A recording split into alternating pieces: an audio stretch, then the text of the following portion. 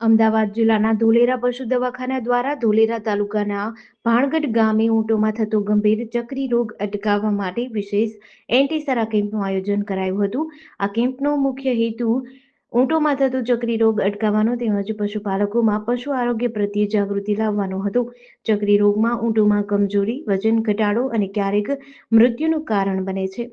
અંદાજિત 350 જેટલા ઘરાઈ ઊંટોને ચક્રી રોગ સામે પ્રતિબંધાત્મક દવા આપવામાં આવી હતી.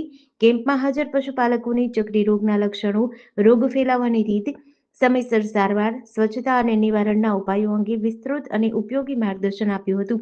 કેમ્પમાં ધોલેરા તાલુકા પશુ ચિકિત્સા અધિકારી ડોક્ટર પ્રકાશ એમ ટાભાણી, ડોક્ટર આયુષ પટેલ તેમજ પશુપાલન ખાતાના પશુધન નિરીક્ષક મેહુલ એચ ગમારા, કુલદીપસિંહ કે સોલંકી, હિરલ રબારી, સુરેશ કરમટા સહિત ધંધુકા અને ધોલેરા પશુ દવાખાનાના તમામ સ્ટાફે ઉપસ્થિત રહી કેમ્પને સફળ બનાવ્યો હતો. જેડીસી ન્યૂઝ સાથે સીકે બારડ, ધંધુકા.